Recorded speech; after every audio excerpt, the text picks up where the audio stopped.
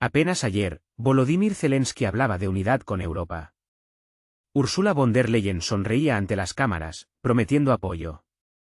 Y luego se quedaron solos. Fue en ese despacho cerrado donde Europa pronunció lo que durante años no se había atrevido a decir en voz alta. Sin piedad, sin sentimentalismos, sin promesas anteriores. En esa conversación, ya no se fiaban de la palabra de Zelensky. Le mostraron cifras, informes de auditoría, contratos, paraísos fiscales, villas y le hicieron una pregunta, muy incisiva, ¿dónde fueron a parar los miles de millones? Esta historia trata de cómo la Unión Europea pasó de ser un aliado a un acreedor. De cómo Ursula von der Leyen tachó fríamente los acuerdos anteriores. De cómo una explosión emocional destruyó los últimos vestigios de confianza. Y de cómo, después de hablar de guerra, de víctimas y de la historia común de Europa, resonó un no corto pero definitivo. Aquí no habrá héroes. No habrá justificaciones. No habrá un final feliz. Habrá una conversación difícil. Habrá un ultimátum. Y habrá una pausa, en la que Kiev se quedó a solas con las consecuencias. Escuchen hasta el final, porque esta no es una historia de ayuda. Es una historia de cómo se detuvo. Europa está cansada. Esta sensación no surgió de la noche a la mañana ni está relacionada con un único acontecimiento. Se fue acumulando lentamente, casi imperceptiblemente, año tras año, mes tras mes, hasta que un día se hizo evidente incluso para aquellos que antes lo ignoraban y decían que todo estaba bajo control. No hace mucho tiempo, Ucrania era un tema en Europa sobre el que se discutía, pero en el que se coincidía en lo esencial: hay que ayudar. El apoyo se daba por sentado. Los políticos pronunciaban las palabras correctas, los parlamentos votaban nuevos paquetes de ayuda, se colgaban banderas en los edificios administrativos y las noticias hablaban constantemente de solidaridad y valores comunes. Pero el tiempo pasaba. La guerra no terminaba. Y con ello, la entonación empezó a cambiar. Al principio eran preguntas cautelosas, planteadas no por políticos, sino por gente corriente. En Alemania, cada vez se oía más: ¿por qué suben los precios de la energía mientras el dinero se va al extranjero? En Francia, se preguntaban por qué el Estado recortaba los programas sociales pero seguía enviando miles de millones a Ucrania.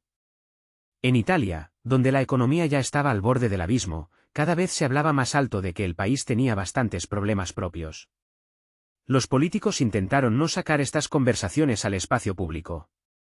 Comprendían lo delicado del tema, pero la irritación no desaparecía. Simplemente se hacía más profunda, se acumulaba en la sociedad, en los despachos, en los pasillos. En pocos años, la Unión Europea había enviado sumas colosales a Ucrania: ayuda militar, programas humanitarios, apoyo presupuestario, créditos, subvenciones. Era dinero de los contribuyentes, el obrero alemán, el agricultor francés, el maestro italiano, gente que cada vez se hacía más a menudo una pregunta sencilla: ¿dónde va exactamente ese dinero y qué cambia? Al principio, la respuesta era obvia: guerra, situación de emergencia, no hay tiempo para formalidades. Pero con el tiempo, este argumento dejó de funcionar tan eficazmente como antes. Especialmente después de que empezaran a aparecer en la prensa europea investigaciones, artículos sobre compras extrañas, sobre intermediarios de dudosa reputación, sobre ayuda humanitaria que aparecía donde no se esperaba. Al principio, los artículos sueltos se consideraban excepciones. Algunos los achacaban a ataques informativos, otros decían que en cualquier sistema grande hay fallos. Pero el número de tales publicaciones creció, y se hizo cada vez más difícil ignorarlas. Un momento decisivo fue el informe del Tribunal de Cuentas Europeo. Un documento seco, burocrático, sin emociones. No contenía eslóganes grandilocuentes ni discursos acusatorios, solo hechos, formulaciones y conclusiones. Por eso tuvo tal efecto. El informe hablaba de la falta de transparencia en el uso de la ayuda europea a Ucrania, de que en muchos casos era imposible rastrear con precisión a dónde iba el dinero, de que los mecanismos de control funcionaban mal o no funcionaban en absoluto, de que la contabilidad era fragmentaria y de que las recomendaciones para reforzar el control permanecían en papel durante años. Para el público en general, este documento fue otro motivo de descontento, y para las élites europeas, una señal que no podía ignorarse, porque ahora no se trataba de rumores o especulaciones periodísticas, sino de las conclusiones de un organismo oficial de la Unión Europea. Tras la publicación del informe, la atmósfera en torno a Ucrania cambió drásticamente. Hungría, sin tapujos, empezó a bloquear nuevos tramos de ayuda, y Eslovaquia exigió una auditoría completa. Incluso Polonia, uno de los partidarios más activos de Kiev, de repente empezó a hacer preguntas que antes había evitado hacer públicas. Dentro de la Comisión Europea, la idea de que esto no podía continuar se escuchaba cada vez con más frecuencia. El apoyo incondicional, basado únicamente en declaraciones políticas y emociones, se había agotado. Europa necesitaba respuestas, concretas, claras, verificables. Fue en este contexto que Kiev decidió realizar una visita urgente a Bruselas. Volodymyr Zelensky parecía sentir estos cambios. Comprendía que el formato anterior de conversaciones ya no funcionaba, pero no tenía alternativa. Ucrania necesitaba desesperadamente dinero, no en un futuro abstracto, sino aquí y ahora.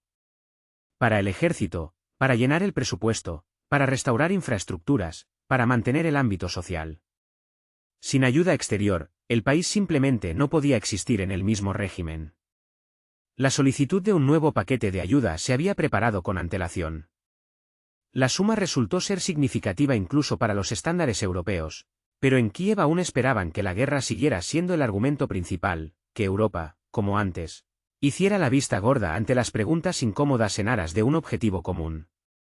En Bruselas, la preparación de esta visita fue completamente diferente. Sin cámaras, sin reuniones solemnes, sin los habituales gestos de apoyo. Iba a ser una reunión de trabajo, dura, a puerta cerrada, sin testigos. Europa ya no quería un espectáculo. Necesitaba esa conversación que se había pospuesto demasiado tiempo. Y esa conversación tenía que poner las cosas en su sitio. La decisión de volar a Bruselas se tomó deprisa. No fue una visita que se planifica durante meses, coordinando cuidadosamente el protocolo, la lista de cámaras y las declaraciones a la prensa. Más bien, parecía que el tiempo apremiaba implacablemente y las opciones se reducían. En Kiev sabían perfectamente que la atmósfera en Europa estaba cambiando.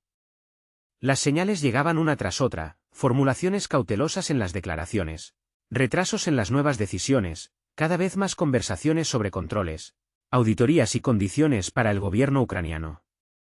Esto significaba una sola cosa: había que ir y hablar personalmente, antes de que las puertas se cerraran definitivamente.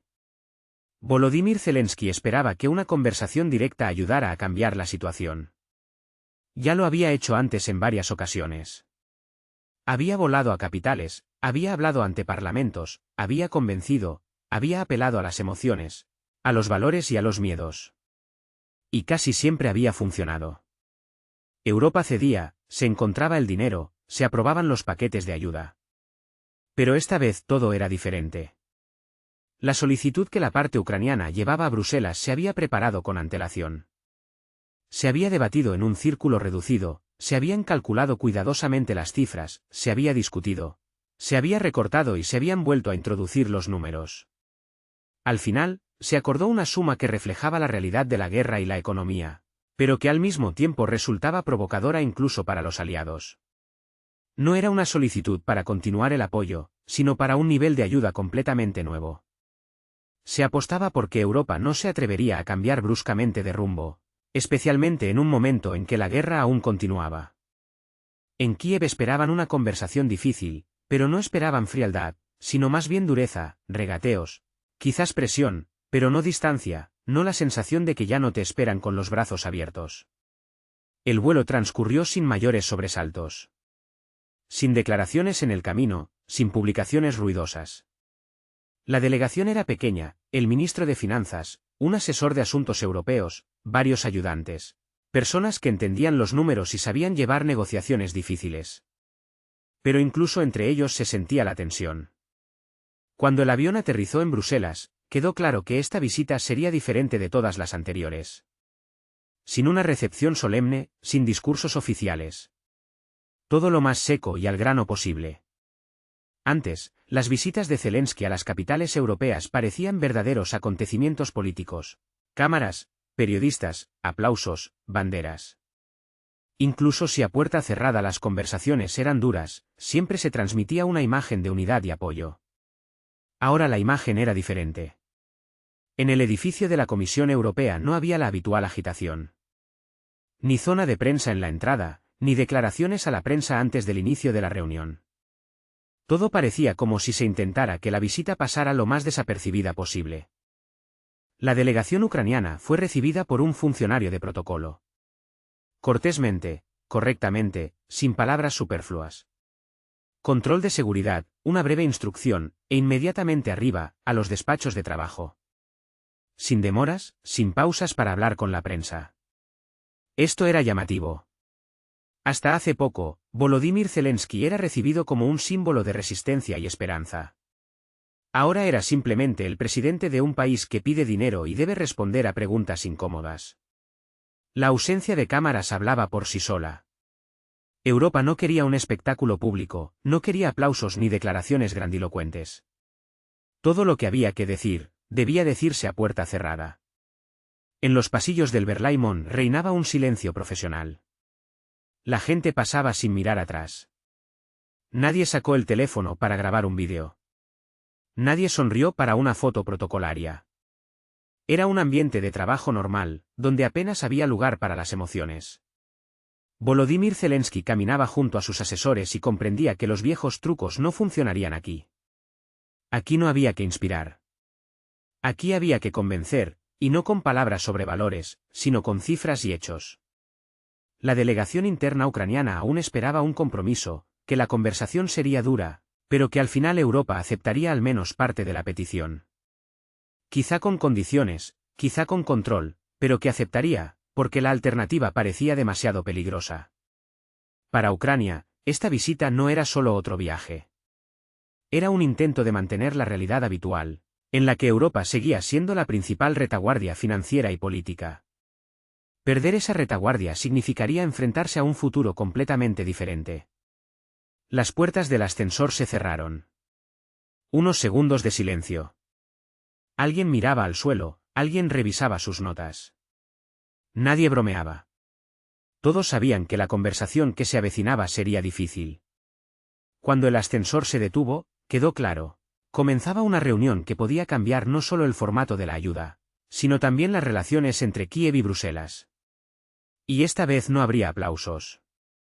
El edificio Berlaymont siempre produce una doble impresión. Por fuera, frío, macizo, casi impersonal. Cristal, hormigón, líneas estrictas. No oprime, pero tampoco invita. Más bien, recuerda que aquí se toman decisiones que rara vez son cómodas y casi nunca sencillas.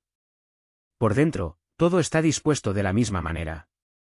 Mínimo de detalles superfluos, mucha luz, colores neutros, un silencio en el que solo se oyen pasos y voces amortiguadas. Aquí no se crea una atmósfera acogedora, aquí se crea una atmósfera de control. La delegación ucraniana fue conducida a los pisos superiores, al ala de trabajo de la Comisión Europea. Sin largos pasillos para las cámaras, sin pausas para las fotos protocolarias. Todo transcurrió rápida y concisamente, como si cada uno supiera su lugar y su papel. La oficina de la presidenta de la Comisión Europea resultó ser espaciosa, pero austera. Una gran mesa de negociaciones, varias sillas, banderas de los países de la Unión Europea, cuidadosamente alineadas a lo largo de la pared. En las paredes, retratos de las personas que estuvieron en los orígenes de la integración europea. Un recordatorio de que aquí se piensa en términos de décadas, no de ciclos de noticias. En la mesa ya estaba sentada la delegación europea. Varias personas, cada una con una carpeta de documentos, una tableta o un bloc de notas. El comisario de presupuestos, el comisaria de política exterior, representantes de los departamentos pertinentes. Ni una sola cara al azar. Todos profesionales, acostumbrados a negociaciones complejas y decisiones difíciles. A la cabecera de la mesa, Ursula von der Leyen. Tenía el aspecto que solía tener en los actos oficiales. Un traje de negocios sobrio, un peinado cuidado, gafas, una calma exterior y serenidad. Ni emociones superfluas, ni el menor atisbo de tensión. Solo la fría seguridad de una persona que no había venido a escuchar excusas, sino a hacer preguntas. Cuando Volodymyr Zelensky entró en el despacho, Ursula se levantó. Este gesto fue cortés, pero no había en él ni calidez ni respeto ostentoso, simplemente el cumplimiento del protocolo. Ella extendió la mano. El apretón de manos fue corto y formal. Sin demora, sin intercambio de miradas, sin palabras que pudieran suavizar el momento. Señor presidente, por favor, siéntese, dijo con voz firme, sin entonaciones que pudieran interpretarse como apoyo o simpatía. Zelensky tomó asiento frente a ella, su delegación se acomodó a su lado. Los europeos permanecieron al otro lado de la mesa, formando una línea de división invisible pero palpable. Sobre la mesa, como símbolos de un protocolo estricto, había garrafas de agua, vasos, cuadernos. Ni café, ni té, ni gestos de hospitalidad. Todo parecía indicar que esta reunión había sido concebida desde el principio como una evaluación de negocios, no como una conversación amistosa entre socios. La atmósfera en el despacho era densa, la tensión casi se podía tocar. Nadie sonreía, nadie intentaba relajar el ambiente con una broma o una cortesía formal. Incluso los pocos segundos que tardaron los participantes en acomodarse transcurrieron en completo silencio. Zelensky tuvo tiempo de notar que los funcionarios europeos no solo escuchaban, sino que estaban preparados. Las carpetas estaban abiertas, los documentos desplegados, los bolígrafos listos. Esto no era una improvisación. Esta reunión se había preparado con antelación y con mucho cuidado. También comprendió que la conversación no sería amistosa. No era el formato en el que primero se habla de solidaridad y luego se pasa a los temas difíciles. Aquí todo iba a empezar directamente con lo esencial. Ursula von der Leyen recorrió con la mirada a los presentes, hizo una breve pausa, como dando a entender que no habría preámbulos. Luego su mirada se detuvo en Zelensky. No había agresividad en ella, pero tampoco se leía compasión.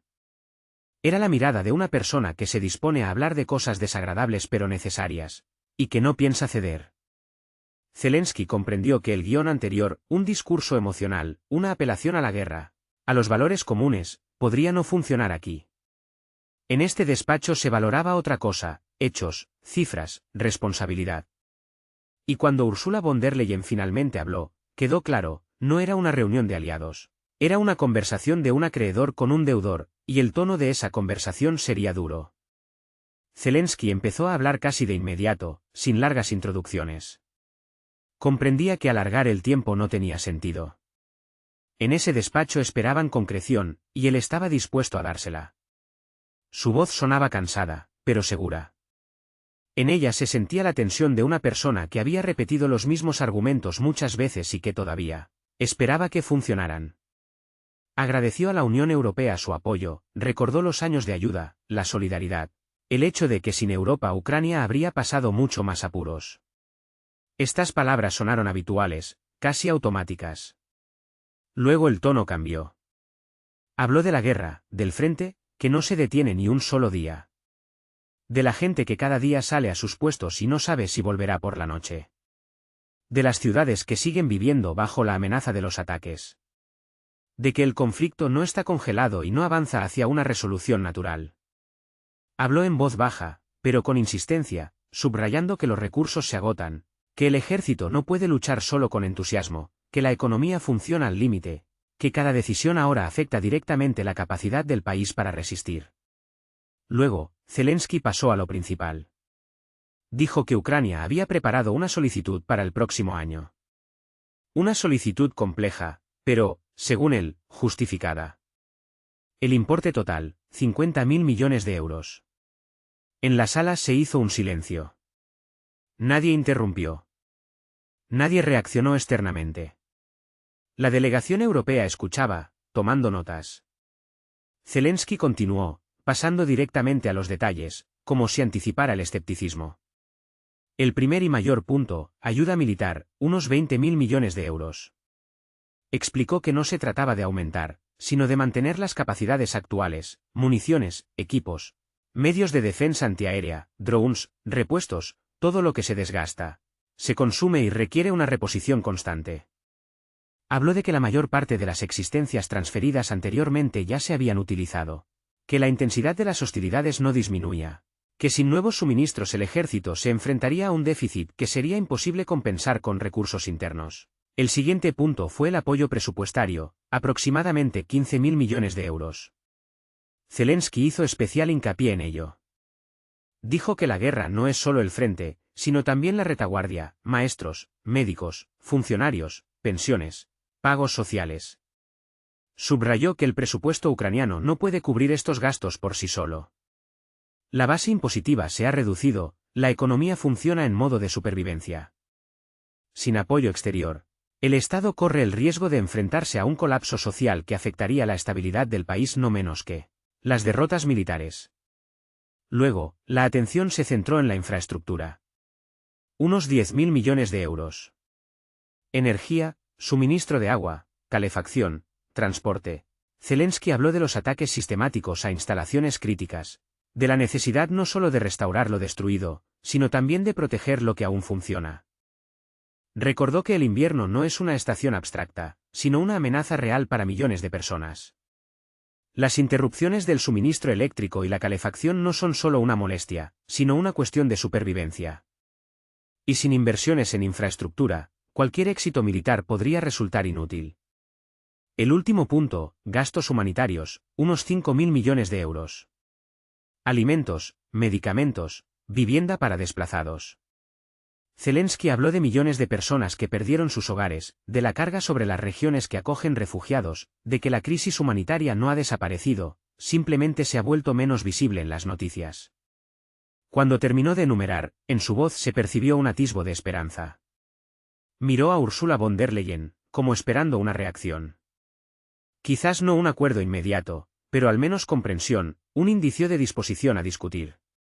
Internamente, Zelensky esperaba que la suma, aunque pareciera demasiado grande, fuera objeto de negociación.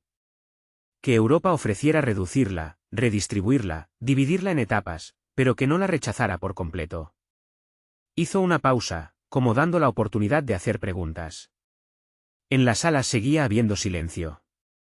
Los funcionarios europeos seguían tomando notas.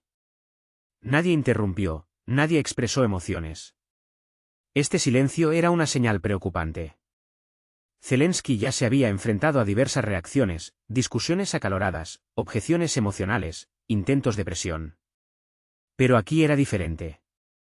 Aquí no discutían, aquí escuchaban y calculaban. Comprendió que había expresado el máximo de lo que Ucrania podía esperar, que no había más margen para retroceder. Y ahora todo dependía de cómo reaccionara Europa a esas cifras. En ese momento, todavía esperaba que los argumentos sobre la guerra, las víctimas y la necesidad de apoyo fueran más fuertes que el cansancio y la irritación que se habían acumulado en Europa durante todos estos años. Ursula von der Leyen no respondió de inmediato. No interrumpió, no hizo preguntas aclaratorias ni comentó nada durante el discurso. Cuando Zelensky terminó, ella miró sus notas durante unos segundos, como comprobando que todo estuviera anotado, luego dejó lentamente el bolígrafo sobre la mesa y levantó la vista. Habló con calma, sin presiones, sin emociones. Precisamente eso hizo que su respuesta fuera especialmente dura. No empezó evaluando la solicitud ni hablando de la guerra. Empezó con cifras. Ursula recordó que, desde el inicio del conflicto, la Unión Europea ya había proporcionado a Ucrania un volumen de ayuda sin precedentes, apoyo militar, programas humanitarios, inyecciones presupuestarias, créditos y subvenciones. Todo ello, según ella, superaba en conjunto los 120.000 millones de euros. Pronunció esta suma lenta y claramente, como si quisiera que todos en la sala sintieran su peso.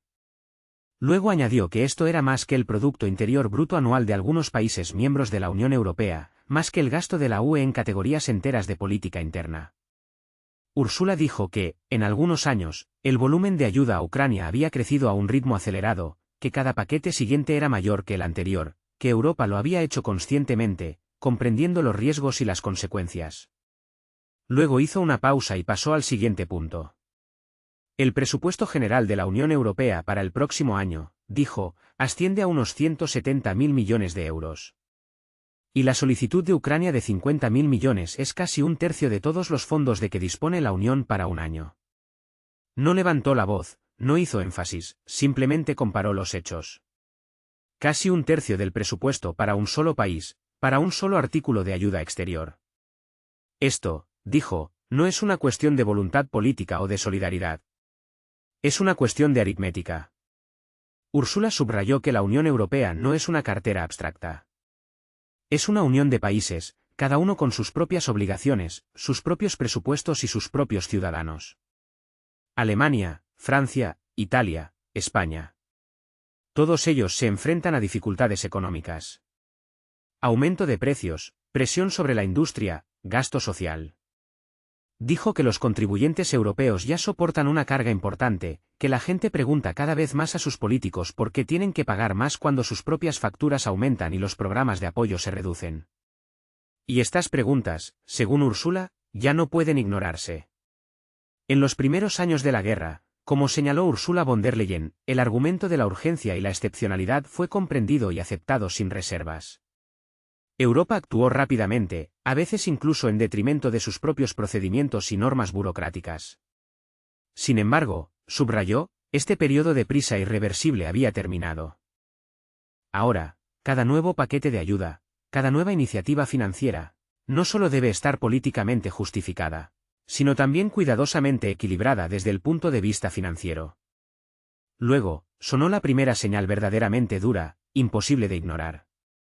Ursula declaró directamente: la solicitud de 50.000 millones de euros en las condiciones actuales parece, por decirlo suavemente, irrealista. Y el problema aquí no es en absoluto la falta de compasión hacia Ucrania, ni la incomprensión de la magnitud de la tragedia que se ha desatado. La razón reside en otra parte. Tales sumas colosales no pueden asignarse sin un desequilibrio destructivo dentro de la propia Unión Europea. Añadió que, incluso si la Comisión Europea, contra todo pronóstico, quisiera dar ese paso, inevitablemente se enfrentaría a una fuerte resistencia por parte de los Estados miembros de la UE, sus parlamentos, la opinión pública, así como a la atenta vigilancia de los tribunales y auditores. Esto no fue un rechazo directo, pero tampoco una invitación a negociar. Fue una clara e inequívoca delimitación de una frontera que Europa, por ahora, no está dispuesta a cruzar. Volodymyr Zelensky escuchó sin interrumpir. Comprendía perfectamente que aquello era solo el principio de la respuesta, y que a partir de ahí la conversación, probablemente, iría aún más allá, abordando temas más espinosos y dolorosos. Pero ya en ese momento quedaba absolutamente claro, la lógica habitual, según la cual cualquier suma se discute, luego se reduce y finalmente se aprueba, en esta situación podría simplemente no funcionar. Ursula von der Leyen concluyó esta parte de la conversación con una frase, pronunciada con el mismo tono sereno e imperturbable. Dijo que Europa, sin duda, estaba dispuesta a seguir apoyando a Ucrania, pero no en un formato que ignorara la realidad de sus propias posibilidades.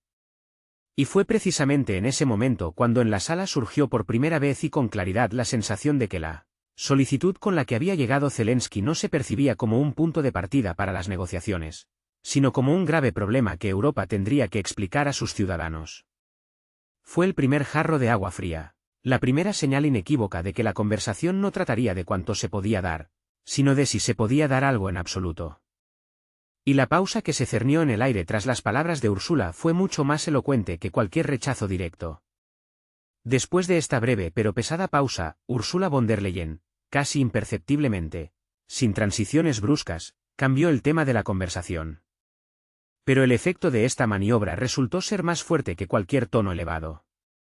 Declaró que, antes de discutir una futura financiación, la Comisión Europea estaba simplemente obligada a averiguar cómo se había utilizado la ayuda ya proporcionada. Y precisamente aquí, según ella, Europa había acumulado preguntas extremadamente serias. Ursula abrió la carpeta que había estado sobre la mesa desde el principio de la reunión. Los papeles estaban cuidadosamente ordenados, de forma estricta, casi pedante. Era evidente que este momento había sido cuidadosamente planeado y preparado de antemano. Recordó el reciente informe del Tribunal de Cuentas Europeo, un documento que, según ella, no podía ignorarse bajo ninguna circunstancia. No contenía ninguna evaluación política, pero las conclusiones eran extremadamente claras y no dejaban lugar a ambigüedades. El problema principal, como se vio, residía en la falta de transparencia. Ursula von der Leyen afirmó que en muchos casos era simplemente imposible establecer a dónde se destinaban exactamente los fondos de la ayuda europea. El dinero pasaba por cadenas extremadamente complejas y enrevesadas. Los informes eran incompletos, y los mecanismos de control o bien no funcionaban en absoluto, o existían solo formalmente, en papel. Subrayó especialmente que no se trataba de pequeños fallos o errores técnicos. El problema era de carácter sistémico. Cuando los auditores no pueden rastrear el movimiento de miles de millones de euros, significa una cosa: el control se ha perdido de facto. Luego, el tono de su discurso se volvió aún más duro. Ursula declaró que los contribuyentes europeos tienen todo el derecho a saber en qué se gasta su dinero. Y si Europa sigue financiando a Ucrania, debe estar absolutamente segura de que esos fondos se utilizan estrictamente para el propósito previsto. Pero ahora no existe tal certeza. Enumeró las formulaciones del informe con calma, casi con sequedad, pero cada palabra sonaba como una condena.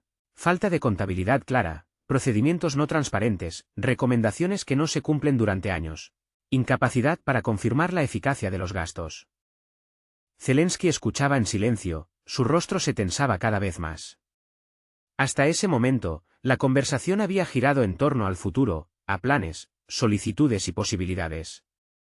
Ahora, sin embargo, se le estaba llevando gradualmente al pasado, a lo que ya se había hecho, y en opinión de Europa, se había hecho mal.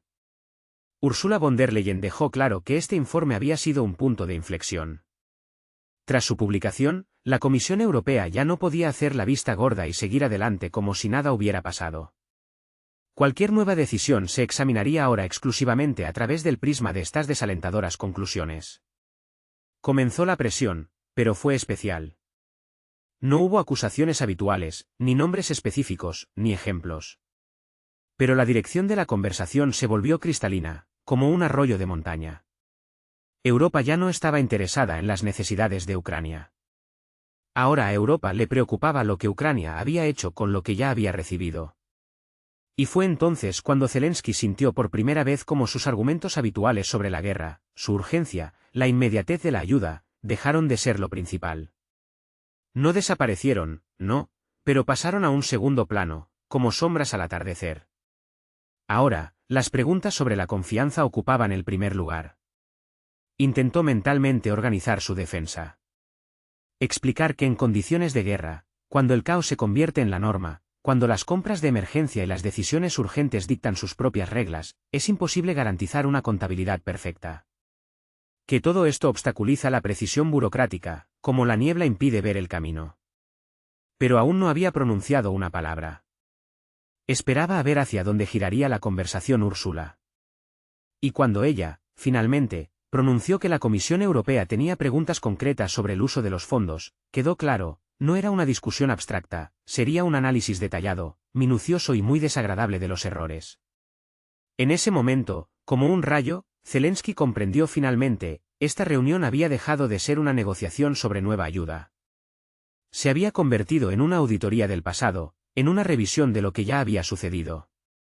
Y cuanto más avanzara esta conversación, más difícil sería volver al tema del futuro.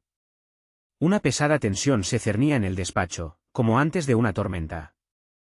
Los funcionarios europeos miraban concentrados sus documentos, Ursula, directamente a Zelensky. Y en ese silencio opresivo, se hacía cada vez más evidente, a continuación no habría formulaciones generales, sino ejemplos concretos y contundentes. Ursula von der Leyen no mantuvo esta pausa por mucho tiempo.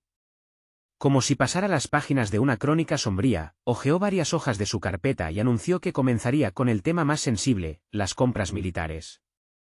En la oficina, el silencio se hizo aún más profundo, tan profundo que parecía que se podían oír los latidos del corazón.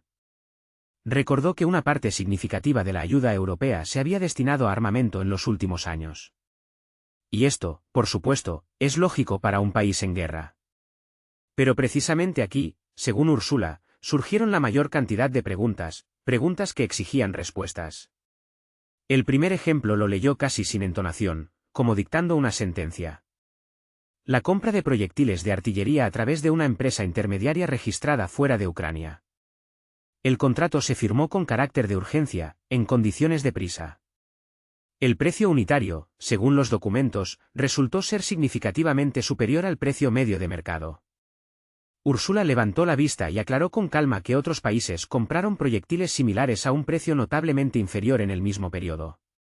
La diferencia, según las estimaciones de los auditores, ascendía a cientos de millones de euros. Y aquí está, la pregunta directa, que sonó como un disparo: ¿por qué Ucrania paga más que los demás? ¿A dónde va esa diferencia? Zelensky se inclinó ligeramente hacia adelante, como intentando aferrarse a un hilo que se le escapaba.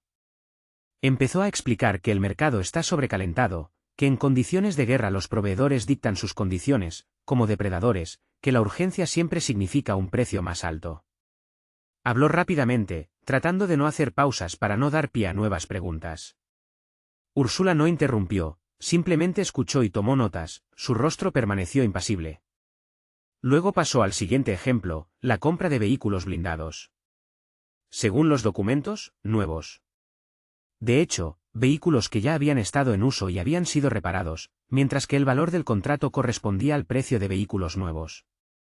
Dijo que los auditores habían registrado una discrepancia entre el estado declarado y el real de las entregas, y volvió a preguntar, ¿quién tomó esta decisión?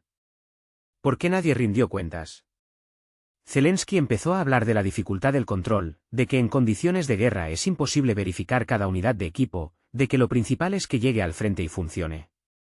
Úrsula levantó la vista de los documentos y por primera vez lo miró más tiempo de lo habitual, su mirada era penetrante. Dijo que precisamente en condiciones de guerra el control debe ser más estricto, no más débil, porque cada error aquí no es solo una pérdida financiera, sino un riesgo para la vida de los soldados. A partir de ahí, la conversación se volvió aún más difícil, como caminar sobre brasas. Mencionó a los intermediarios, empresas que aparecían entre el comprador ucraniano y el fabricante final. Empresas con una estructura de propiedad poco transparente, registradas en jurisdicciones donde es difícil rastrear a los beneficiarios finales. Úrsula dijo que los auditores se habían topado repetidamente con el mismo esquema, un intermediario, un precio inflado, la ausencia de una explicación clara de por qué era necesario ese intermediario en absoluto. No pronunció la palabra sobornos, pero flotaba en el aire, como un veneno invisible pero palpable. Zelensky se tensó aún más, su rostro se oscureció. Dijo que los intermediarios a menudo son necesarios por razones de seguridad, que los contratos directos no siempre son posibles, que algunos proveedores no quieren ser vistos. Úrsula asintió, como si estuviera de acuerdo en que tales situaciones ocurren, y luego añadió con calma pero con firmeza que la seguridad no explica los sobrepagos multimillonarios y no explica por qué compras similares en otros países son más baratas sin tales esquemas. Y esto, amigos, era solo el principio. A continuación, será aún más interesante, porque las cuestiones de confianza son el cimiento sin el cual todo se desmorona. Las preguntas se sucedían una tras otra, como granizo, pero sin la menor presión, sin levantar la voz. Precisamente esa entonación tranquila, casi helada, las hacía especialmente pesadas, calando hasta lo más hondo. ¿Por qué un único contrato pasa por 3 empresas? ¿Por qué el precio aumenta misteriosamente en cada etapa? ¿Por qué la contabilidad de estas transacciones resulta tan incompleta, tan llena de agujeros? Y lo más importante, ¿por qué las investigaciones o no se inician en absoluto, o invariablemente terminan en nada, disolviéndose en el aire? Zelensky respondía, pero sus palabras se convertían cada vez más en formulaciones generales, en giros confusos. Hablaba de la guerra, de la prisa, del inevitable factor humano, de que Ucrania, por supuesto, no es perfecta, pero que se esfuerza al máximo. Cuanto más avanzaba la conversación, más claro quedaba, estas respuestas eran catastróficamente insuficientes. Ursula von der Leyen no acusaba directamente, no mencionaba nombres. Pero cada ejemplo, cada cifra, cada discrepancia se unían para formar una imagen única y aterradora. Una imagen en la que el dinero europeo, como fantasmas, desaparece en zonas grises, y la responsabilidad de su desaparición se disuelve sin dejar rastro. En algún momento, Zelensky se calló. Parecía haber comprendido la inutilidad de discutir con documentos inamovibles. Las justificaciones sonaban cada vez más débiles, menos convincentes. La conversación se dirigía hacia donde menos quería. Ya no era un diálogo sobre el apoyo, no, era un análisis exhaustivo de cómo se había utilizado ese apoyo. Y cuando Úrsula, con calma pero con firmeza, dijo que tenía decenas de ejemplos similares, Zelensky sintió por primera vez lo seriamente que Europa estaba decidida a llevar esta conversación hasta el final. Tras la exhaustiva conversación sobre armamento, Ursula von der Leyen volvió a hojear la carpeta. No hizo la menor pausa para cambiar de tema, como queriendo subrayar, todo esto no son más que partes de un cuadro grande y preocupante. La siguiente sección estaba dedicada a la ayuda humanitaria. Señaló que precisamente los programas humanitarios habían despertado inicialmente la mayor simpatía en Europa. Alimentos, medicamentos, ropa, alojamiento temporal, todo aquello destinado a personas pacíficas que habían perdido sus hogares, su trabajo, su vida habitual. Según ella, estos gastos siempre se habían considerado los más sensibles, porque detrás de ellos no hay presupuestos abstractos, sino destinos humanos concretos. Y precisamente por eso, las preguntas que surgieron aquí resultaron especialmente dolorosas, hirientes. Úrsula recordó las investigaciones aparecidas en la prensa europea y polaca. Los periodistas descubrieron productos con la etiqueta de ayuda humanitaria de la Unión Europea en tiendas normales. Alimentos, artículos para el hogar. Todo se vendía a precios de mercado, sin ninguna restricción. Lo dijo con calma, pero en su voz se percibía una dureza indudable, porque en estas historias no había ambigüedad alguna. Si se vende ayuda humanitaria, significa que alguien tomó la decisión consciente de convertirla en una fuente de ingresos, lucrándose con el dolor ajeno. Zelensky reaccionó al instante. Afirmó que tales casos eran aislados, que en cualquier sistema grande son posibles los abusos, que Ucrania lucha contra esto y no hace la vista gorda ante las infracciones. Úrsula no discutió. Simplemente abrió la página siguiente. Se habló de medicamentos. Medicamentos que se suministraban gratuitamente o a través de programas preferenciales, aparecían en las cadenas de farmacias. Se vendían al precio normal, a veces a un precio escandalosamente inflado. Los auditores y periodistas rastrearon las cadenas y descubrieron que los propietarios de estas cadenas estaban relacionados con diputados en activo o con personas de su entorno más cercano. En la sala se notó una mayor tensión, el aire parecía espesarse. Úrsula subrayó que no se trataba de rumores ni de conjeturas. Hay documentos, hay fotografías, hay testimonios. Y hay una pregunta que aún no tiene respuesta: ¿por qué, después de la publicación de todos estos hechos, nadie ha rendido cuentas?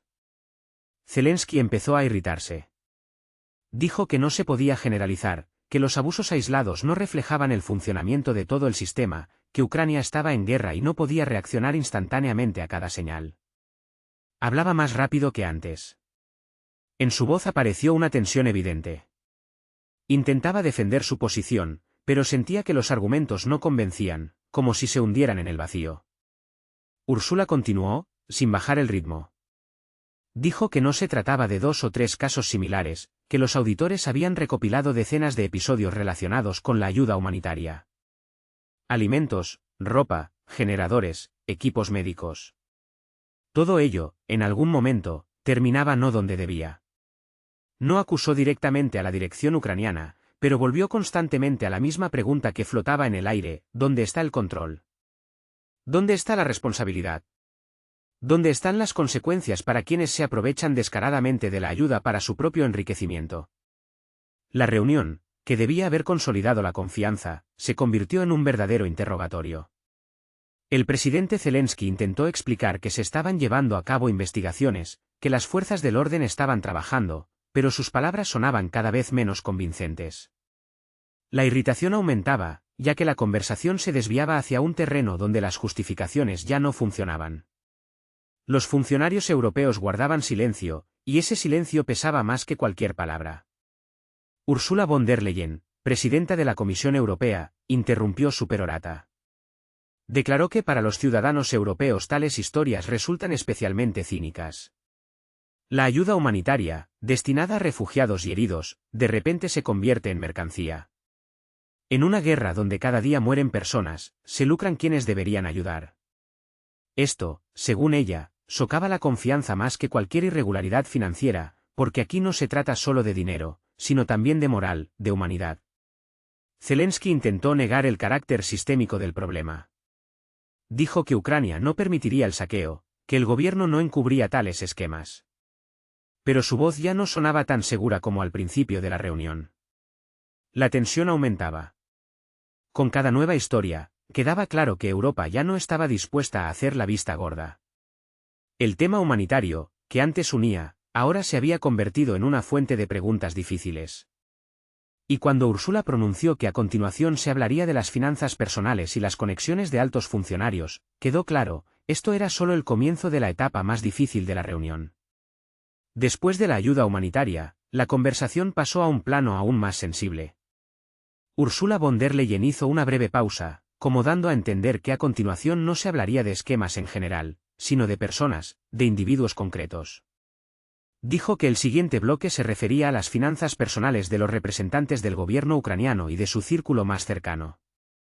Y precisamente aquí, según ella, la parte europea tenía las preguntas más difíciles, preguntas que no podían ignorarse.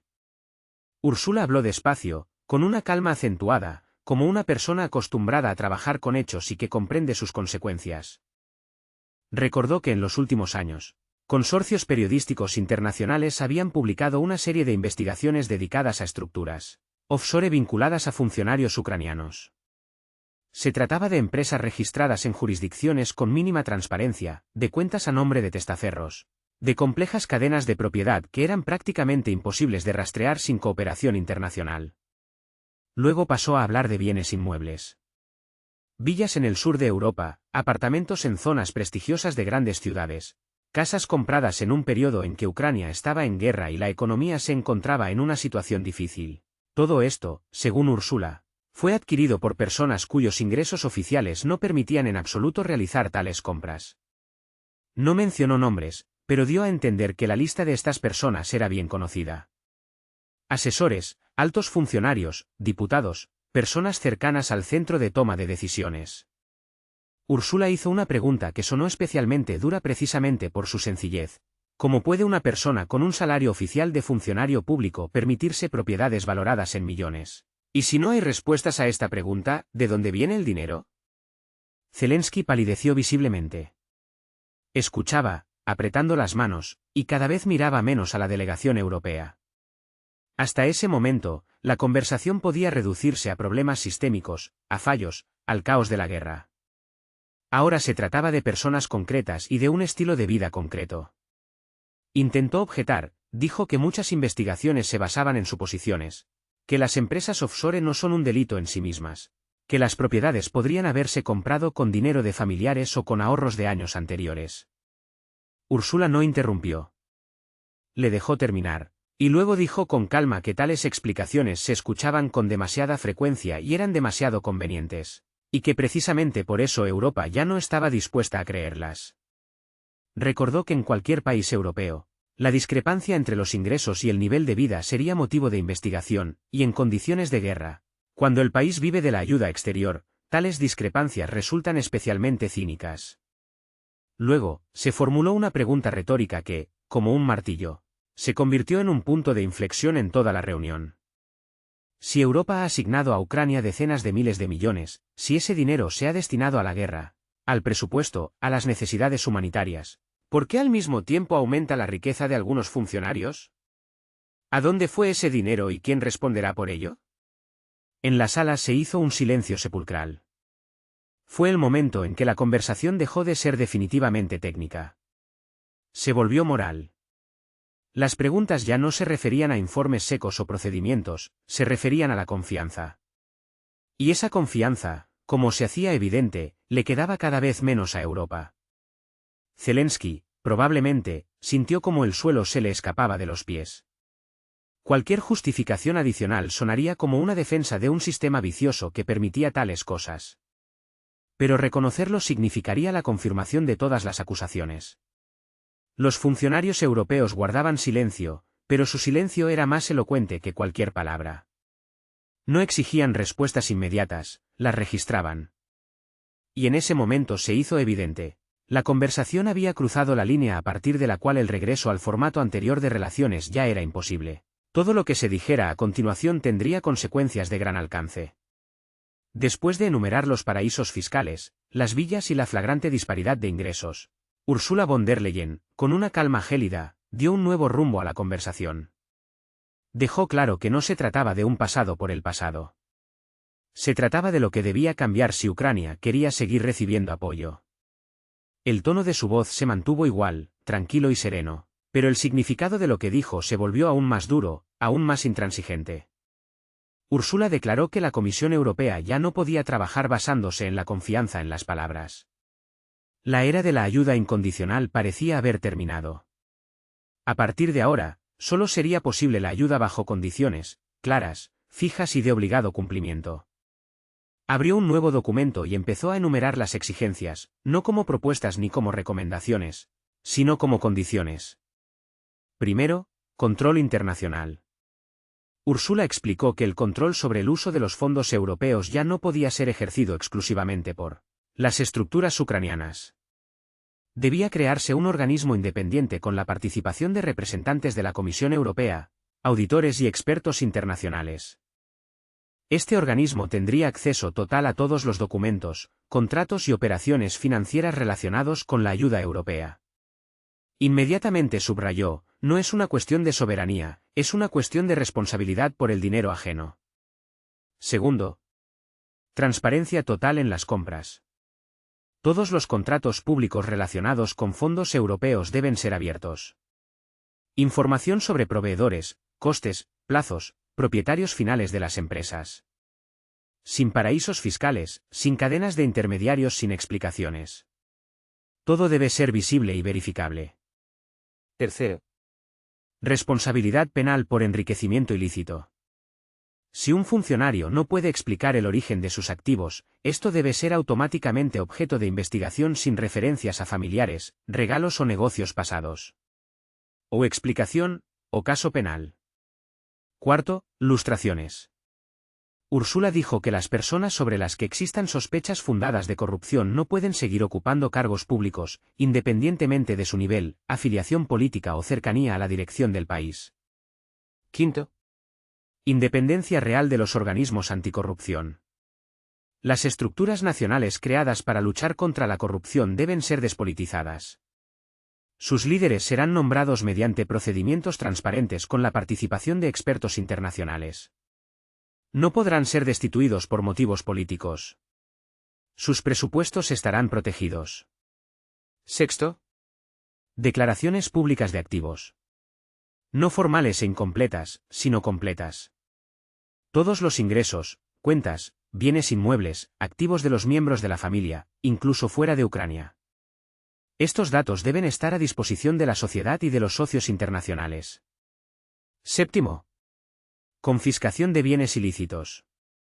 Ursula lo pronunció con especial dureza, sin asomo de duda. Los activos cuya procedencia no esté confirmada serán incautados.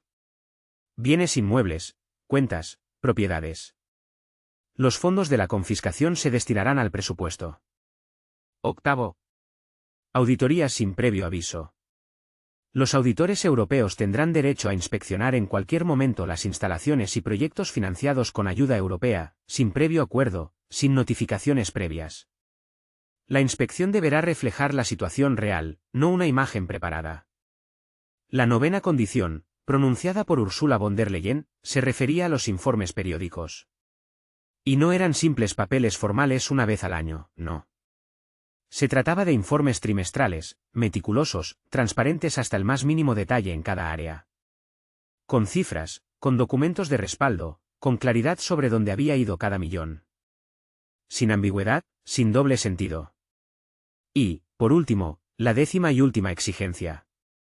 Ursula subrayó, todos estos puntos no debían ser meras declaraciones, ni promesas de futuro, sino un hecho consumado. Las leyes, aprobadas. Los organismos, creados. Los funcionarios corruptos, destituidos. Las investigaciones, iniciadas. Los activos, congelados o incautados. Al terminar esta exhaustiva lista, fijó la mirada en Zelensky. En el silencio que se produjo, la tensión se hizo patente, presagiando que la conversación había abandonado definitivamente el camino de las discusiones y los compromisos para adentrarse en el de los ultimátums. Ya no era un diálogo entre socios iguales. Era una clara exposición de reglas, sin cuya aceptación era imposible avanzar. Zelensky comprendió al instante que estas condiciones, en esencia, significaban un control externo sobre una parte significativa del sistema financiero de su país. Y en ese mismo instante comprendió que no tenía una alternativa real.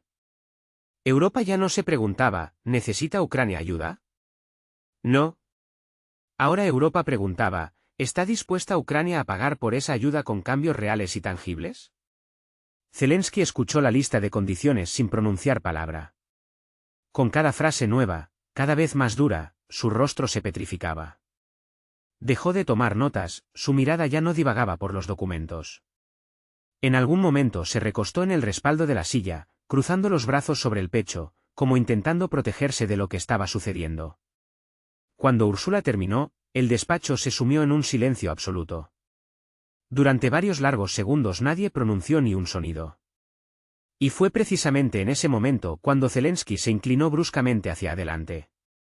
No empezó de inmediato. Primero, un suspiro corto, apenas audible. Luego, una mirada directa y penetrante, fija en Úrsula. Su voz al principio era contenida, pero la tensión que ocultaba se sentía de inmediato. Dijo que había escuchado todo, que había comprendido la posición de Europa. Y luego, añadió una frase que se convirtió en un punto de inflexión: la conversación entra en otra fase. Y pronunció la palabra clave: traición. Sonó pesada, casi con énfasis, como un martillo golpeando la mesa. La delegación europea se quedó inmóvil. Ursula von der Leyen no cambió de postura, pero su mirada se volvió aún más atenta, más aguda. Zelensky continuó, su voz cobraba fuerza. Dijo que Ucrania no solo luchaba por sí misma, que sus soldados morían cada día defendiendo esa misma frontera tras la cual empieza Europa. Que si Ucrania caía, los siguientes serían otros países, y entonces la guerra llegaría a donde ahora se discuten con tanta calma informes y procedimientos. Su voz se hizo más fuerte, más dura. Ya no escogía las palabras con tanta cautela como al principio de la reunión. Dijo que Europa, acostumbrada a la seguridad, había olvidado el precio que se pagaba por ella, y que ahora ese precio lo pagaban precisamente los ucranianos. Luego pasó a una comparación que, al parecer, creyó que sería el argumento decisivo. Recordó la Segunda Guerra Mundial. Dijo que entonces los países que luchaban contra el nazismo recibían ayuda sin interminables condiciones ni controles. Que los aliados comprendían entonces que si el frente se derrumbaba, las consecuencias serían catastróficas para todos. Y preguntó, en un desafío retórico, ¿se exigían entonces informes por cada tanque y cada proyectil? ¿Se verificaba cada entrega como ahora se verifica a Ucrania, o simplemente se ayudaba porque se comprendía la magnitud de la amenaza? Su voz subió aún más. Ahora sonaba a resentimiento, casi a rabia. Dijo que ahora la situación no era diferente. Ucrania, según él, era un muro entre Europa y lo que no quería ver en sus fronteras. Y en lugar de un apoyo incondicional, solo escuchaba exigencias, ultimátums y sospechas.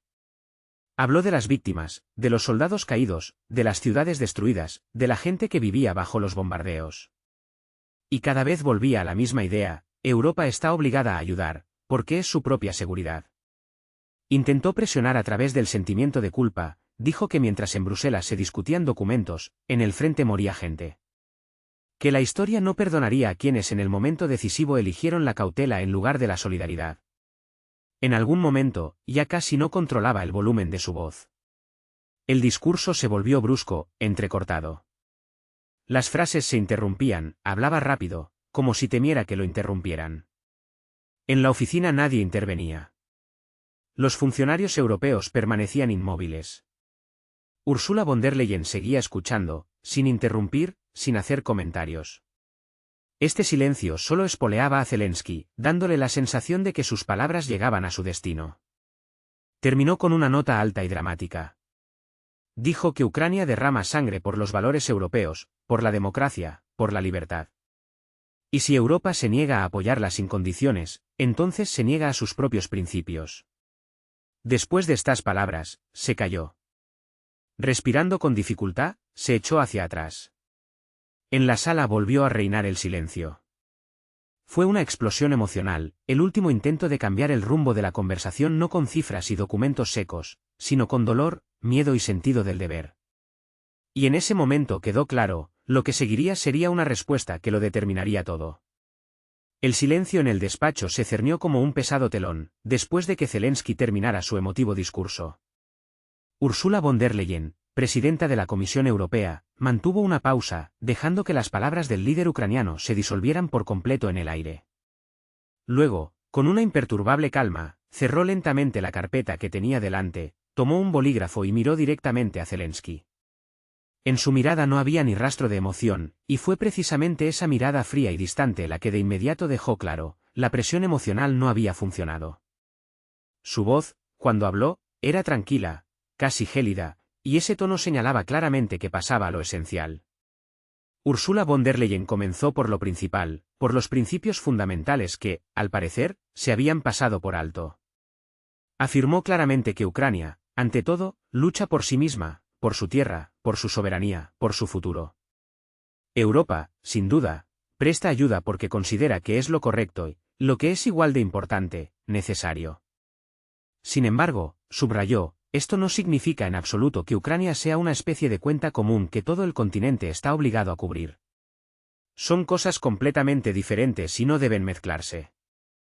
La presidenta de la Comisión Europea hizo hincapié en que si se tratara de un país miembro de una alianza militar, la situación sería fundamentalmente diferente. Entonces entrarían en vigor obligaciones formales que dictarían un determinado curso de acción. Pero ahora Europa presta ayuda voluntariamente. Y esta ayuda voluntaria, según ella, no implica en absoluto la renuncia al control y la responsabilidad. Luego, Ursula von der Leyen pasó a comparar con los acontecimientos de la Segunda Guerra Mundial, paralelos que tan a menudo se trazan en el espacio público. Dijo que tales comparaciones, aunque suenan muy efectistas, en realidad no se corresponden con la realidad.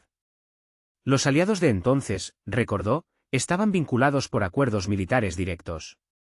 La ayuda que se prestaban mutuamente se proporcionaba en el marco de programas concretos y claramente definidos.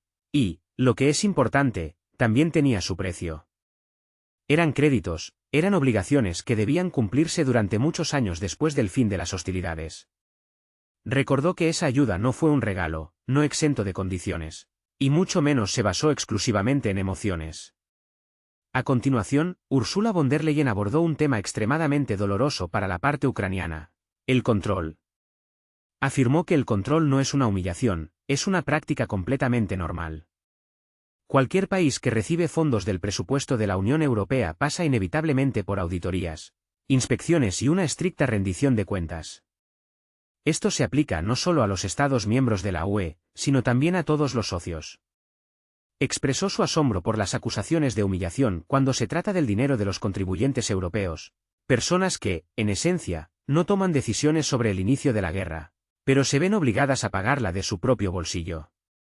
El control, según ella, no es otra cosa que una forma de mantener la confianza, y sin confianza, como se sabe, no puede haber apoyo a largo plazo. Y luego pronunció las palabras que, quizás, fueron el momento más duro de toda su respuesta. Ursula von der Leyen miró a Zelensky y afirmó que si alguien traicionaba a los soldados, no eran precisamente quienes exigían transparencia. A los soldados los traicionan quienes roban en tiempos de guerra, quienes convierten la defensa del país en una fuente de enriquecimiento personal, quienes hacen que los proyectiles sean más caros y la ayuda vital no llegue a todos los necesitados. Habló despacio, con claridad, como si cada palabra hubiera sido cuidadosamente sopesada de antemano, como si llevara un enorme peso. Dijo que cada euro robado no era una pérdida abstracta, sino medicamentos no comprados, la falta de protección necesaria, un riesgo directo para la vida. Y precisamente por esta razón, Europa no podía seguir financiando con el antiguo esquema habitual. No porque se hubiera cansado de sentir compasión, sino porque no quería ser cómplice de un sistema en el que sufren quienes están en primera línea. Ursula von der Leyen concluyó su discurso con una declaración categórica: el verdadero apoyo a Ucrania no son las transferencias de dinero sin control. El verdadero apoyo es la exigencia de cambios que hagan al país más fuerte y más justo, aunque estas exigencias sean dolorosas. Volvió a callar.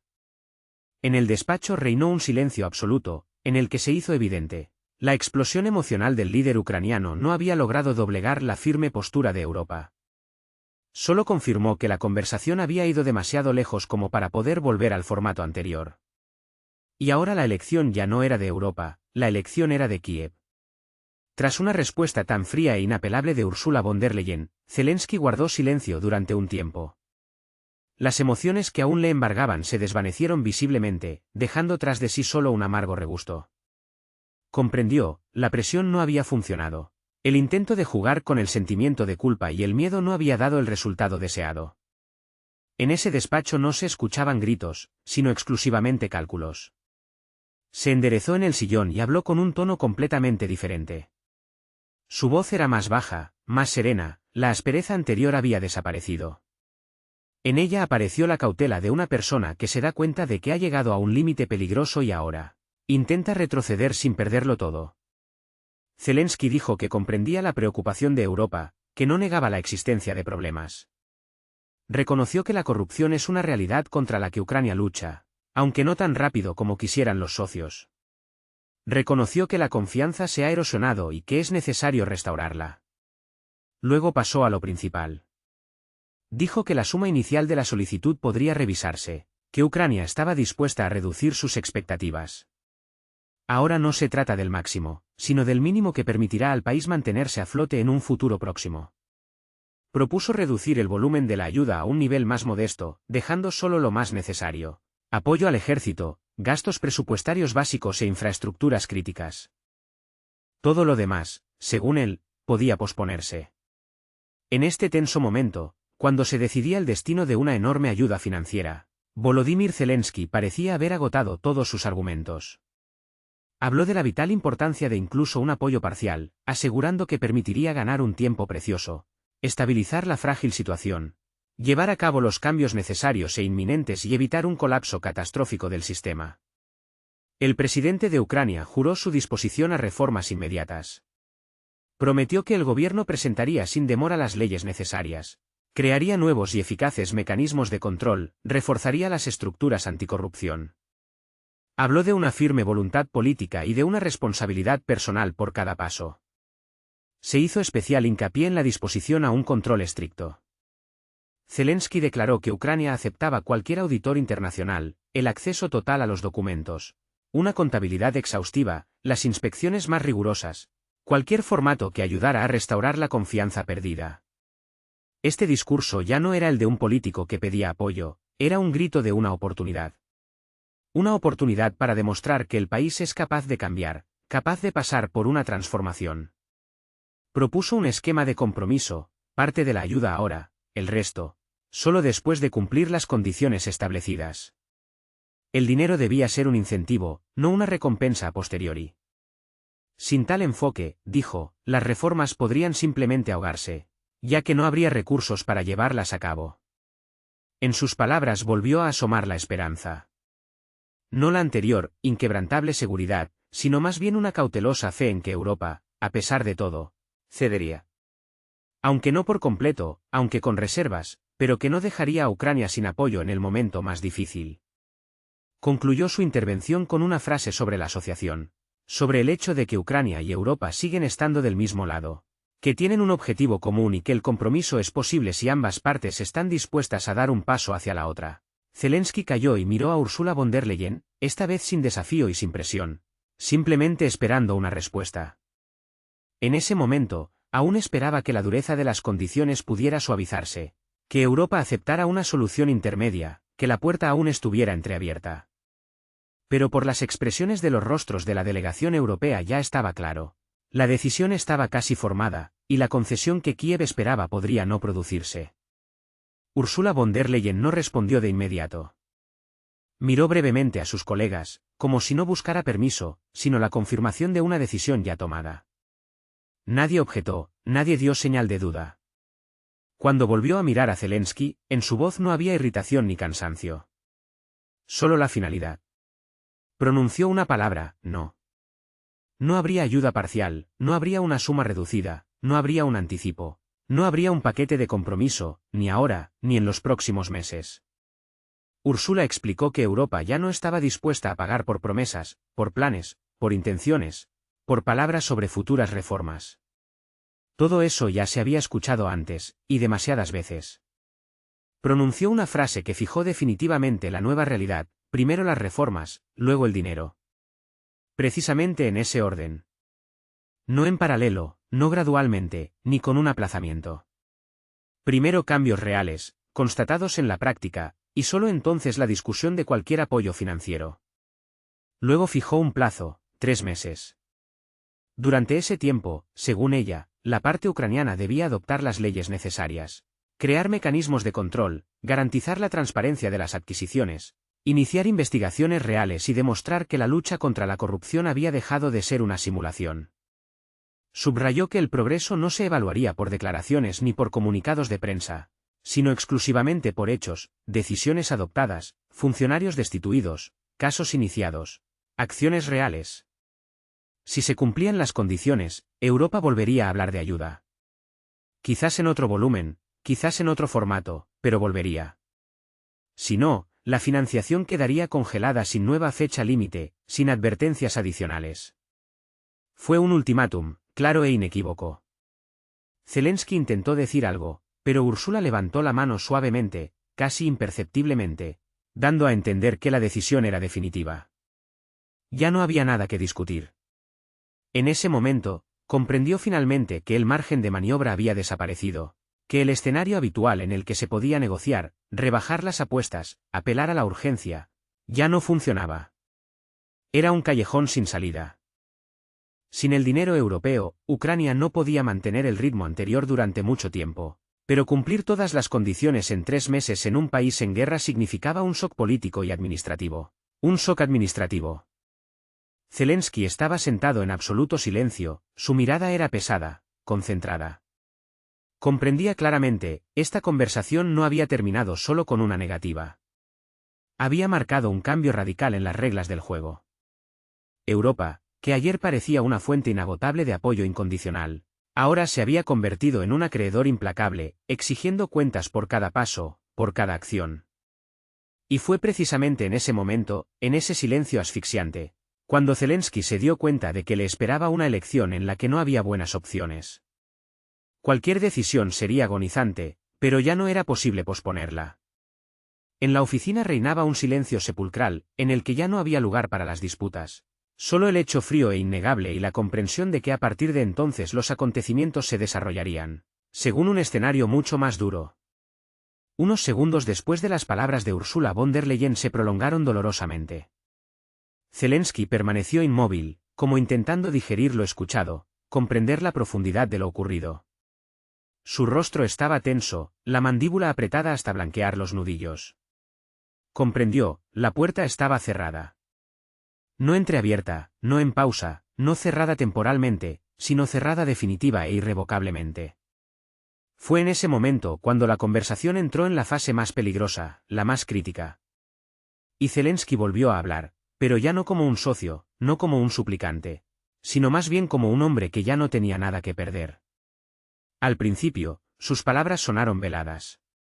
Afirmó que Europa subestimaba catastróficamente los riesgos, que las consecuencias de la negativa a apoyar podrían ir mucho más allá de Ucrania, que la situación podría volverse incontrolable e irreversible. Ursula escuchaba atentamente, sin interrumpir, su rostro permanecía impasible. Zelensky continuó, subiendo la apuesta. Habló de la amenaza nuclear. No directamente, no explícitamente, pero lo suficientemente claro como para que el significado fuera comprensible para todos los presentes en la sala. Dijo que si Ucrania se debilitaba, si el frente no se mantenía, el mundo podría enfrentarse a una situación que ya no podría contenerse con métodos diplomáticos. No pronunció la palabra nuclear, pero flotó en el aire, como una espada de Damocles, como una insinuación, como una advertencia, como un intento desesperado de jugar con el miedo más profundo y primitivo de Europa. La delegación europea se tensó visiblemente. Varias personas intercambiaron miradas de preocupación. Ursula von der Leyen mantuvo la calma exterior, pero su mirada se volvió más dura, más fría. Zelensky fue más allá. Habló de los refugiados, de los millones de personas que podrían inundar Europa si la economía de Ucrania se derrumbaba por completo. De nuevas olas migratorias con las que los países europeos ya se las arreglaban con dificultad, experimentando una tensión colosal. De la tensión social, del aumento del descontento, de la crisis política dentro de la propia Unión Europea.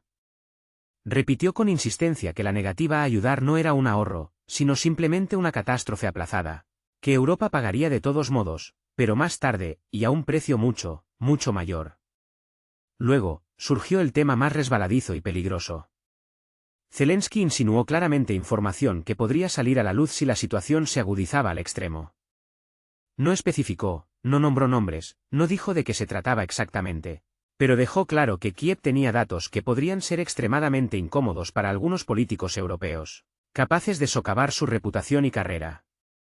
Era un chantaje, expresado no directamente, sino a medias frases, entre líneas. De tal manera que no se pudiera registrar formalmente la amenaza, pero que el significado fuera absolutamente claro para todos. En el despacho hizo un frío de verdad, como si la temperatura del aire hubiera bajado bruscamente varios grados. Fue el momento en que la confianza se rompió definitivamente. No gradualmente, no por las costuras, sino de golpe y sin remedio, como un cristal frágil. Ursula von der Leyen levantó la cabeza y miró a Zelensky como no lo había hecho en toda la reunión. En su mirada no había compasión ni comprensión, solo una evaluación dura, casi gélida, de lo que estaba sucediendo. Pronunció, recalcando cada palabra, que Europa no negocia bajo amenazas, ni directas, ni veladas, ni militares, ni políticas, ni informativas. Añadió que tales declaraciones solo confirman la corrección de la decisión tomada, porque si un socio, en el momento del rechazo, pasa a las insinuaciones y la presión, significa que la confianza ya se ha destruido desde dentro, y es imposible restaurarla. Zelensky intentó objetar algo, pero ya no le escuchaban como antes. Los funcionarios europeos cerraban metódicamente sus carpetas, tomaban notas, registraban lo dicho, cada palabra. Fue el momento más peligroso de la reunión, un momento después del cual no hay vuelta atrás. Cualquier otra palabra ya no podía cambiar el resultado. Solo podía empeorarlo, hacer la situación aún peor. Y Zelensky, finalmente, lo comprendió. Se calló, recostándose en el sillón. Por primera vez en toda la reunión, en su mirada no hubo irritación ni ira, sino comprensión. La comprensión de que había cruzado una línea, más allá de la cual no había vuelta atrás. La ruptura total de la confianza se había convertido en un hecho consumado. A partir de ese momento, la conversación dejó de ser una negociación. Se convirtió en una fría e inexpresiva constatación de las consecuencias. Y en ese despacho, todos ya sabían, las relaciones entre Kiev y Bruselas nunca volverían a ser las mismas. Tras una breve pausa, Ursula von der Leyen volvió a tomar la palabra. Su discurso ya no era una respuesta ni un argumento. Era una conclusión, clara e inapelable. Su voz sonaba firme, sin notas bruscas, pero en ella no quedaba ni rastro de la moderada suavidad diplomática que había mantenido hasta entonces. Declaró que las insinuaciones y amenazas expresadas no se habían registrado como un arrebato emocional, sino como una posición oficial que se tendría en cuenta a la hora de tomar futuras decisiones. Ursula von der Leyen dejó muy claro, un tono así no solo es inaceptable, sino que conlleva graves consecuencias. Subrayó que cualquier intento de presión, especialmente los que afectan a la seguridad de Europa, los riesgos migratorios o las insinuaciones de chantaje, trasladan automáticamente la conversación del plano político al plano de la seguridad. Y esto, como se sabe, significa un nivel de respuesta completamente diferente. Según ella, después de lo escuchado, Europa no puede permitirse ni la más mínima concesión financiera. Porque una concesión bajo presión es un precedente peligroso, y los precedentes en estas cuestiones son absolutamente inaceptables. Luego añadió nuevas condiciones, y estas ya no se referían a la ayuda, sino a la continuación del diálogo. La primera y más importante, cualquier contacto futuro sobre el tema financiero solo será posible después de que Kiev renuncie oficialmente a la retórica de amenazas y presiones. Esto debe quedar registrado pública e inequívocamente. Segunda, todas las condiciones de reforma previamente señaladas siguen en vigor, pero ahora su cumplimiento se evaluará con mucho más rigor. Cualquier intento de simulación se considerará una violación directa de los acuerdos. Y tercera, hasta que se cumplan estas condiciones, cualquier nuevo tramo, incluidos los programas ya acordados, se suspenderá sin excepciones y sin decisiones especiales. Subrayó que esto no es un castigo, sino una protección. Protección de las instituciones europeas contra la presión y el chantaje, protección de la confianza, que ya estaba al borde del abismo. Zelensky escuchaba en completo silencio. Ya no interrumpía, no intentaba discutir. Parecía haber comprendido que cada palabra ahora solo podía empeorar una situación ya crítica. Ursula von der Leyen concluyó su discurso con una breve frase, declarando terminada la reunión. Después de eso, los funcionarios europeos comenzaron a levantarse de sus asientos. Sin prisa, sin comentarios. Las carpetas se cerraban una tras otra. Algunos asintieron en señal de cortesía formal, pero nadie extendió la mano. Fue un gesto frío, casi demostrativo. La conversación había terminado. La decisión estaba tomada. La delegación europea se dirigió a la salida. La puerta del despacho se abrió, y por un segundo el ruido del pasillo irrumpió en la sala. Luego se cerró de nuevo. Zelensky se quedó sentado. Miraba un punto fijo, inmóvil. Todo lo que se podía decir, ya se había dicho. Todo lo que se podía arreglar con palabras, se había perdido. El último y fatal error se cometió precisamente cuando decidió recurrir a las amenazas. En ese momento, perdió definitivamente lo que aún le quedaba, la confianza. Detrás de la puerta, los pasos se alejaban. La delegación europea se marchaba sin mirar atrás. Y en ese silencio opresivo, Zelensky sintió por primera vez con agudeza. La reunión no terminó con un simple rechazo. Concluyó con una ruptura, cuyas consecuencias se sentirían durante mucho tiempo. Fue el final de la conversación. Y el comienzo de una etapa completamente diferente. La puerta no se cerró de inmediato. Permaneció entreabierta unos segundos, y fue en ese momento cuando Zelensky se levantó bruscamente. La silla se deslizó hacia atrás con un ruido sordo. De repente, comprendió, si no decía algo ahora, si no lo intentaba por última vez, todo se perdería definitivamente.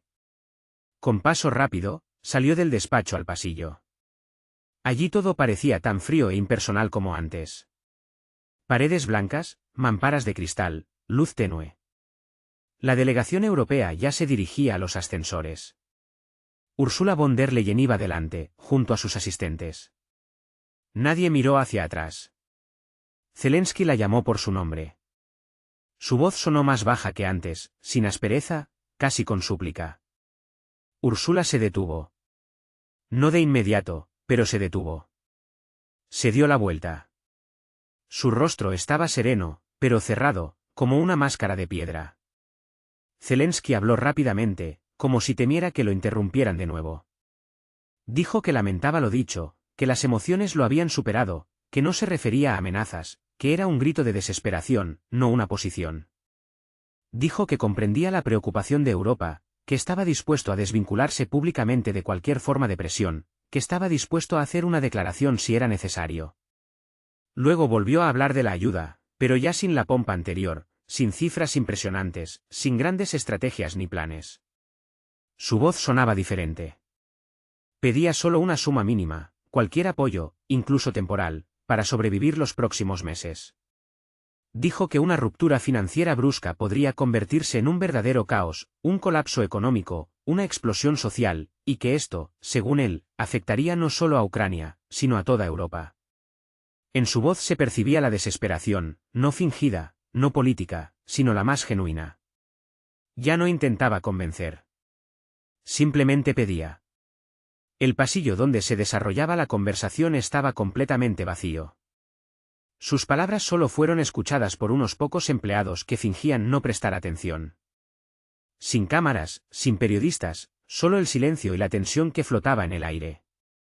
Ursula lo escuchó hasta el final, sin interrumpirlo. Luego respondió. Dijo que la decisión estaba tomada y que no sería revisada bajo la influencia de emociones o conversaciones personales. Las reglas se habían establecido claramente y no cambiaban en los pasillos. Repitió lo que ya se había dicho en la oficina, primero las reformas, luego el dinero. Ni un euro hasta que se cumplieran las condiciones. Añadió que cualquier intento de negociar fuera del formato establecido solo confirmaba la corrección de la línea elegida. Europa no podía permitirse ceder ahora, ya que esto destruiría la lógica misma de las exigencias. Su voz era serena, sin irritación, sin rastro de compasión. Era la voz de una persona que ya no negocia.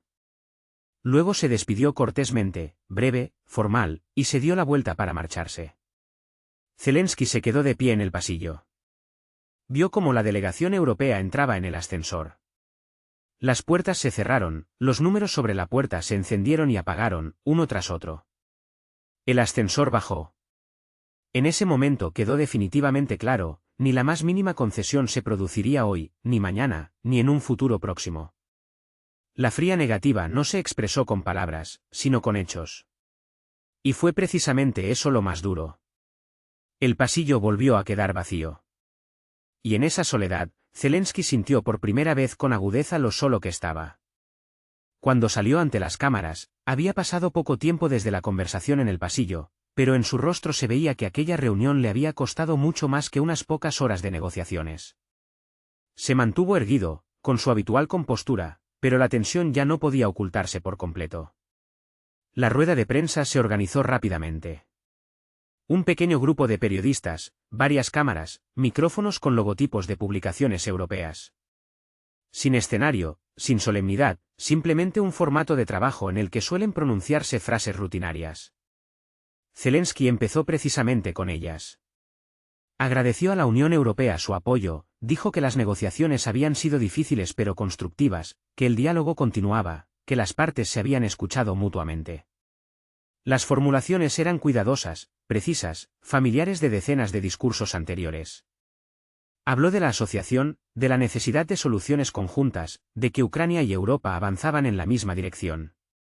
Ni una palabra concreta sobre dinero, ni una cifra, ni una mención de plazos.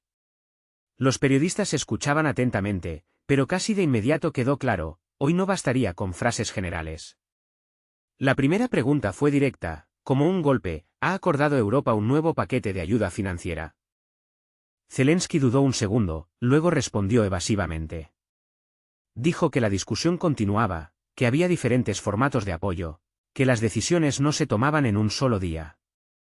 La segunda pregunta fue más dura. ¿Es cierto que la ayuda está congelada hasta que se cumplan las condiciones anticorrupción? Zelensky respondió que Ucrania ya estaba llevando a cabo reformas, que la lucha contra la corrupción era una prioridad absoluta y que todos los socios lo sabían perfectamente. Volvió a eludir una confirmación directa. La tercera pregunta dolió más que ninguna. Un periodista preguntó si esta visita significaba que Europa estaba cansada de Ucrania. Por un momento, en su mirada brilló la irritación, pero rápidamente se recompuso y dijo que no se trataba de cansancio, que Europa seguía siendo un socio fiable, que cualquier conversación sobre una ruptura era solo una exageración. Sin embargo, por el tono se percibía que ya no había seguridad en esas palabras. Las preguntas se volvieron cada vez más concretas. ¿Por qué no hay cifras? ¿Por qué no hay declaraciones de la Comisión Europea? ¿Por qué la reunión se celebró sin cámaras? ¿Por qué no hubo una rueda de prensa conjunta? Zelensky respondió con cautela, repitió que era una visita de trabajo, que no todas las negociaciones se hacían públicas, que lo importante era el resultado, no el formato. Pero precisamente la falta de formato y de resultado empezaba a hablar más alto que cualquier palabra. Las palabras pueden ser ruidosas, pero a veces el silencio habla aún más elocuentemente. En la rueda de prensa de Zelensky, cuando uno de los periodistas preguntó directamente sobre el ultimátum de Europa, el presidente de Ucrania se limitó a sonreír forzadamente. Habló de diálogo, de condiciones y exigencias como un proceso normal, de la disposición de Ucrania a los cambios. Sin embargo, no pronunció lo principal. Las cámaras registraron imparcialmente cada pausa, cada formulación evasiva, la total ausencia de concreción. Y cuanto más duraba esta rueda de prensa, más claro quedaba, algo había salido mal. Los periodistas intercambiaron miradas significativas. Algunos ya tomaban notas, otros escribían titulares allí mismo. Porque la experiencia les decía, si después de una visita no hay declaraciones conjuntas, no hay acuerdos claros, significa que la visita ha fracasado. Zelensky terminó su intervención brevemente, agradeció la atención y se marchó sin esperar nuevas preguntas. Las cámaras no se apagaron de inmediato. Los periodistas seguían debatiendo lo escuchado, y cada vez se oía más una palabra, fracaso. Todavía con cautela, todavía sin formulaciones grandilocuentes, pero los primeros indicios ya eran evidentes. Esta visita no había logrado lo que se pretendía. Y cuanto más se alejaba Zelensky de las cámaras, más claro quedaba. La imagen anterior de los acontecimientos ya no podría mantenerse. La realidad se filtraba poco a poco. La rueda de prensa de la Comisión Europea se convocó el mismo día, sin demoras, sin atisbos de improvisación. Esto ya era, en sí mismo, una señal. Cuando en Bruselas se apresuran con las declaraciones, significa que la decisión está tomada y no se van a retractar. La sala se llenó rápidamente. Periodistas de los principales medios europeos, varias cadenas de televisión, representantes de agencias de análisis. El ambiente era concentrado, sin prisas. Todos entendían que ahora no se oiría retórica diplomática, sino la fijación de una postura firme. Ursula von der Leyen subió al estrado con confianza y calma. En su rostro no había ni rastro de emoción, ni justificaciones, ni intentos de suavizar las cosas. Comenzó con una breve introducción en la que recordó el apoyo masivo, constante y sincero de la Unión Europea a Ucrania en los últimos años. Y luego pasó a lo principal. Declaró claramente que la ayuda financiera adicional a Ucrania solo sería posible si se cumplían condiciones específicas. Estas condiciones, según ella, habían sido comunicadas a la parte ucraniana durante las negociaciones a puerta cerrada y permanecían inalteradas. Se referían a la lucha contra la corrupción, la transparencia en el uso de los fondos, la independencia de los organismos anticorrupción, el control internacional y la rendición de cuentas completa. Ursula subrayó que no se trataba de nuevas exigencias ni de un ultimátum, sino de las normas estándar que se aplican a todos los socios de la Unión Europea. Luego pronunció la frase que todos esperaban: hasta que se cumplan estas condiciones, la Unión Europea no asignará nuevos paquetes de ayuda financiera, ni total ni parcialmente, ni en forma de anticipos, ni en forma de programas temporales. Lo dijo con calma, pero de forma inequívoca, sin dobles sentidos ni formulaciones extensas. Ursula también señaló que esta decisión contaba con el apoyo de todos los miembros de la UE, Alemania, Francia, Italia, los países del norte de Europa, los estados bálticos. Todos ellos están de acuerdo en que la ayuda futura debe vincularse a reformas reales, no a promesas. Subrayó específicamente que esto no significa una renuncia al apoyo a Ucrania en general. La ayuda política, diplomática y humanitaria se mantiene. Europa sigue apoyando la soberanía y la integridad territorial de Ucrania. Pero las decisiones financieras requieren confianza, y la confianza requiere pruebas. Los periodistas hacían preguntas, pero las respuestas eran previsiblemente duras. Sin aclaraciones sobre plazos, sin insinuaciones de excepciones, sin compromisos entre bastidores. Uno de los corresponsales preguntó si esto significaba un punto de inflexión en la política de la UE hacia Ucrania. Ursula respondió que no era un punto de inflexión, sino una maduración de las relaciones, de la solidaridad emocional a la responsabilidad constitucional. Otro periodista preguntó si Europa no temía las consecuencias de tal decisión. Ursula dijo que Europa temía otra cosa. Temía perder la confianza de sus propios ciudadanos y convertirse en una fuente de financiación incontrolada, sin resultados. La rueda de prensa terminó rápidamente, como un trueno potente pero breve. Todo lo que había que comunicar ya se había dicho. Y así, los representantes de la Comisión Europea abandonaron la sala, dejando a los periodistas en un torbellino de pensamientos y conjeturas.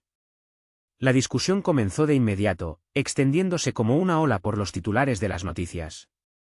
Los titulares destacaban la firme postura de Bruselas, la congelación de la ayuda, las nuevas y a veces intransigentes condiciones para Kiev. Las formulaciones eran comedidas, pero el significado se leía entre líneas. La postura de Europa estaba fijada. Sin reformas no habrá financiación. Sin transparencia no habrá confianza. Y sin confianza, tampoco apoyo en el formato anterior. Fue en ese momento cuando quedó meridianamente claro: esto ya no era simplemente un conflicto privado o la consecuencia de un encuentro fallido. Era una línea nueva y claramente definida, respaldada por todos los países clave de la Unión Europea. Ucrania ya no podía contar con decisiones fragmentadas o con desacuerdos entre las filas europeas. Europa hablaba con una sola voz, y esa voz sonaba con una claridad extrema, como una sentencia. Solo habían pasado unas pocas horas, pero parecía que toda una era había terminado. Bruselas seguía con su vida normal y tranquila. Los pasillos de la Comisión Europea se llenaban de nuevas delegaciones, se discutían otros asuntos, se tomaban nuevas decisiones. Pero para Kiev, ese día se convirtió en el punto de no retorno, después del cual nada parecía familiar, nada podía seguir siendo lo mismo. Formalmente, todo estaba muy claro. Europa no dijo un categórico nunca. Dijo después. Pero ese después estaba rígidamente ligado al tiempo y a condiciones específicas: 3 meses. Este plazo fue el resultado de toda la reunión. No como un compromiso, no como un gesto de buena voluntad, sino como un marco frío e implacable en el que Ucrania debía encajar ahora. Durante ese tiempo, era necesario hacer lo que se había dicho durante años. No prometer, no anunciar, sino cumplir realmente. Ahora la pelota estaba en el tejado de Kiev. Y esto no es una metáfora, sino una situación literal. Europa había fijado su posición y se había detenido. Ya no persuadía, ni empujaba, ni aseguraba. Esperaba acciones, concretas, visibles, verificables. Para Ucrania, esto significaba una pausa, peligrosa, difícil, llena de incertidumbre y de una espera inquietante.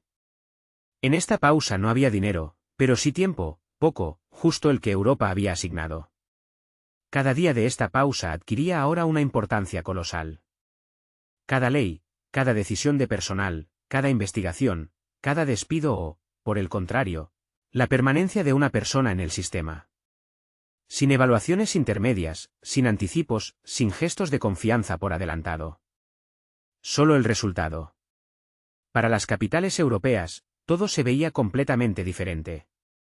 Allí consideraban que habían hecho todo lo posible, habían trazado una línea clara, habían protegido sus reglas, habían transferido la responsabilidad a donde, en su opinión, debía estar. Para Kiev, sin embargo, era solo el silencio antes de una decisión trascendental que no podía posponerse, porque las opciones se reducían cada vez más. Esta historia no terminó ese día.